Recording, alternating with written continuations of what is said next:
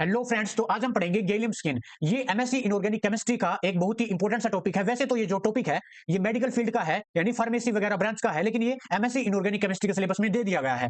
इसलिए ये पढ़ना हमारे लिए बहुत इंपॉर्टेंट हो जाता है और ये पेपर के पॉइंट ऑफ व्यू से भी वेरी वेरी इंपॉर्टेंट है। ये मिनिमम 6 या 4 मार्क्स के अंदर पूछ लिया जाता है पेपर के अंदर, ठीक है। तो आज हम इसकी गैलियम स्किन की डिटेल्ड स्टडी करेंगे, ठीक है। तो मतलब गैलियम स्किन है, काम क्या करता है, किसके लिए मतलब कि इसके अंदर मैकेनिज्म क्या है इसका, ठीक है। तो सबसे पहले हम देख लेते हैं कि ये क्या होता है। जो गैलियम स्किन होता है वो एक न्यूक्लियर मेडिसिन टेस्ट होता है, ठीक है। मेडिसिन टेस्ट मतलब जैसे हमारा ब्लड टेस्ट होता है वैसे ही ये एक मेडिसिन टेस्ट होता है, ठीक है।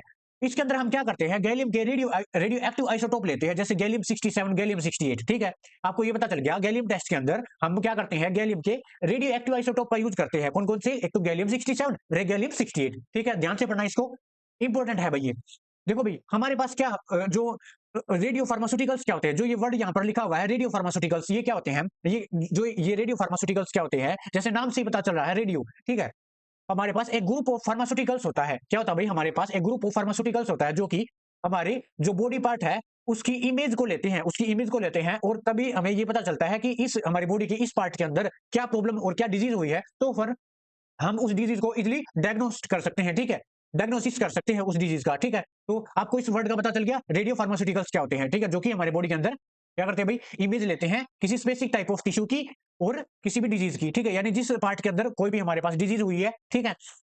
उसके बाद देखो, ये तो हमें पता चली गया, जो गैलियम स्किन है वो एक न्यूक्लियर मेडिसिन टेस्ट होता है।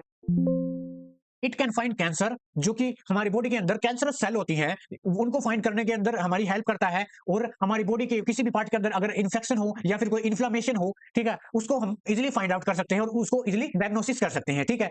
सबसे पहले क्या किया जाता है, हम बॉडी के अंदर डायरेक्ट गैलियम 68 और गैलियम 67 इजिली इंजेक्ट नहीं कर सकते, तो इनको क्या किया जाता है, वो एक साल्ट की फॉर्म में इसको बॉडी के अंदर इंजेक्ट किया जाता है। और वो साल्ट कौन कौन से होते हैं, एक तो हमारे पास होता है गैलियम सिट्रेट और दूसरा होता है हमारे पास गैलियम नाइट्रेट। कौन कौन से हो गए, गैलियम सिट्रेट और एक होता है हमारे पास गैलियम नाइट्रेट, ठीक है। इन साल्ट को यूज किया जाता है, ठीक है।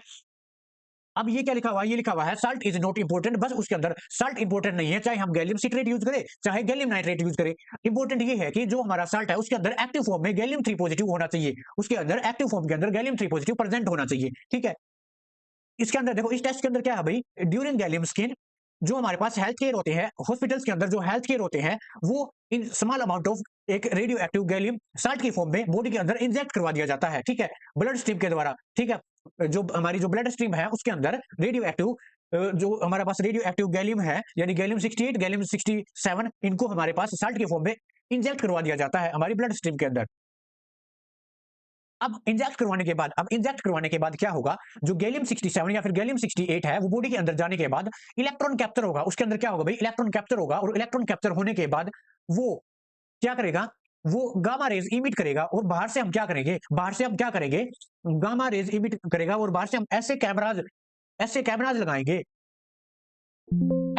लगाएंगे, बाहर, जो कि हमें जो अंदर से जो गामा रेज इमिट हुई है, जो हमारी बॉडी के अंदर से जो गैलियम 67 या फिर गैलियम 68 ने जो गामा रेज इमिट की है, वो बाहर जो कैमरा लगा हुआ है उन गामा रेज को कैप्चर कर ले, ठीक है।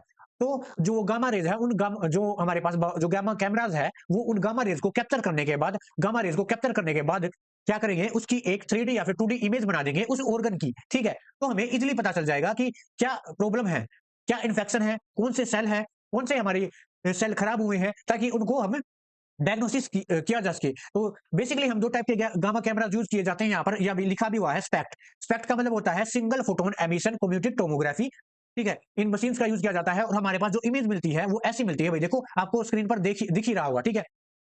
उसके बाद सेकंडली हमारे पास जो देखो, जो हमारे पास स्पेक्ट है वो किस बेसिस पर काम करती है, इसके अंदर से फोटोन एमिशन होते हैं। ये फोटोन एमिशन के जरिए 2D या 3D इमेज किसी भी जो ऑर्गन है उसकी लेती है, ठीक है।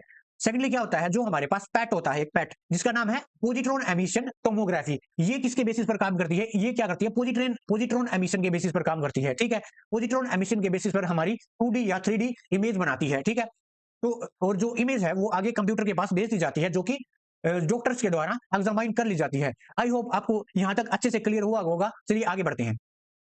देखो, जो हमारे पास जो गैलियम टेस्ट है वो इतना डेंजरस नहीं होता। देखो, जिस प्रकार से हम एक्सरे करवाते हैं ना हमारी बॉडी का, हमें इजिली किसी भी, मान लिया किसी हमारी बॉडी में फ्रैक्चर है या फिर बोन्स के अंदर कोई भी इन्फेक्शन हुआ है, इजिली पता चल जाता है। उसी टाइप्स का जो हमारे पास गैलियम स्कैन है किसी भी ऑर्गन का, किया जा सकता है जो कि क्या है हमारे पास डेंजरस नहीं है, ठीक है? कोई ऐसी डेंजरस वाली बात नहीं होती है गैलियम स्किन के अंदर। इसके अंदर हम एक मिनिमम अमाउंट ऑफ रेडिएशन का यूज़ कर सकते हैं, क्योंकि लार्ज अमाउंट ऑफ रेडिएशन हमारी बॉडी के ऑर्गन्स के लिए भी क्या होती है भई, हानिकारक होती है, वो अच्छी नहीं होती है, ठीक है?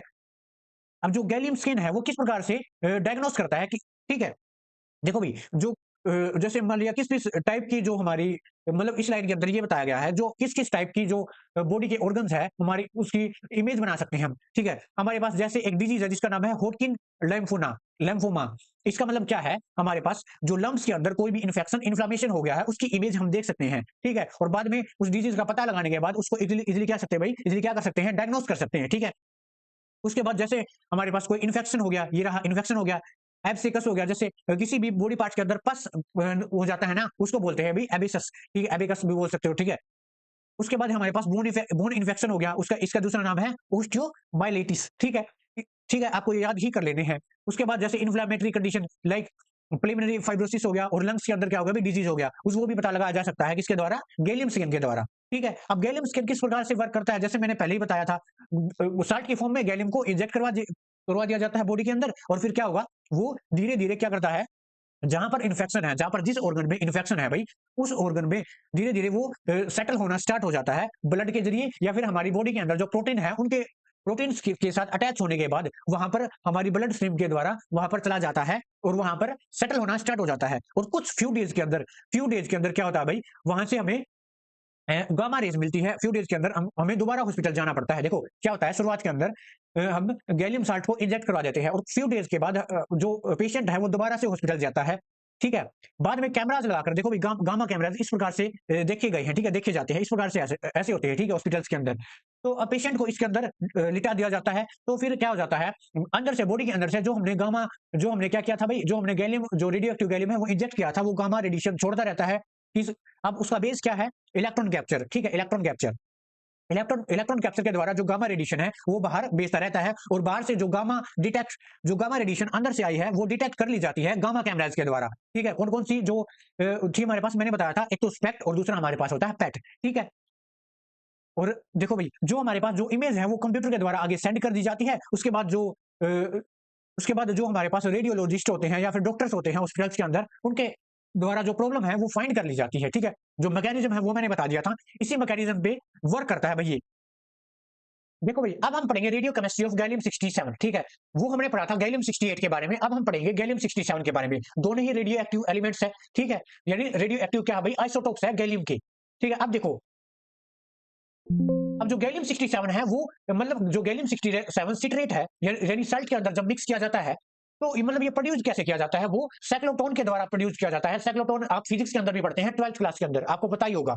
क्या होता है भाई ये, इसके अंदर जनरली हम कोई भी एक चार्ज पार्टिकल है उसको एक्सेलरेट करवाते हैं, ठीक है? तो इसके अंदर क्या करते हैं, हम चार्ज पार्टिकल का एक्सेलरेट करवाते हैं या उसकी बम्बार्डमेंट करवाते हैं, जो कि जो चार्ज पार्टिकल है वो क्या है भाई, हमारे पास जिंक 68 है। क्या भाई, जिंक 68, उसके द्वारा प्रोड्यूस किया जाता है हमारे पास गैलियम 68, ना गैलियम 67, ठीक है? गैलियम 67, जो गैलियम 67 हमारे पास प्रोड्यूस हुआ है उसको सिट्रेट के साथ क्या कर दिया जाता है भाई, उसको सिट्रेट के साथ उसका कॉम्प्लेक्स बना दिया जाता है, कॉम्प्लेक्स बना दिया जाता है, और वो हमारे पास क्या बन जाता है, गैलियम सिट्रेट। क्या बन जाता है भाई, हमारे पास गैलियम सिट्रेट बन जाता है, और उस गैलियम सिट्रेट को हमारी बॉडी के अंदर इंजेक्ट करवा दिया जाता है, ठीक है? अब जो हमारे पास हाफ लाइफ होती है गैलियम सिट्रेट की, जो हमारे पास हाफ लाइफ होती है गैलियम सिट्रेट की, वो कितनी होती है भाई, हमारे पास 78 हावर्स होती है, ठीक है? और जो हमारे पास जैसे जो गैलियम 67 है, देखो जो मैं पहले बता चुका हूँ वही बातें बार-बार रिपीट हो रही है। जो गैलियम 60 जैसा मैकेनिज्म गैलियम 68 का वर्क करने का था, वैसा ही मैकेनिज्म गैलियम 67 का है, क्योंकि ये दोनों ही रेडियो आइसोटोप का किसके, गैलियम के, ठीक है? अब जो गैलियम 67 है वो इलेक्ट्रॉन कैप्चर करके क्या कर देगा भाई, वो गामा रेडिएशन एमिट कर देगा बॉडी से बाहर, क्योंकि वो तो बॉडी के अंदर इंजेक्ट किया जा चुका है, और बॉडी के बाहर हमने क्या लगा रखे हैं भाई, क्या लगा रखे हैं, जो कि गामा रेडिएशन को क्या कर दे, वो कैप्चर कर ले। अब गामा रेडिएशन को कैप्चर करने के बाद वो हमारी 3D और 2D इमेज उस पार्टिकुलर ऑर्गन की बना देते हैं, ठीक है?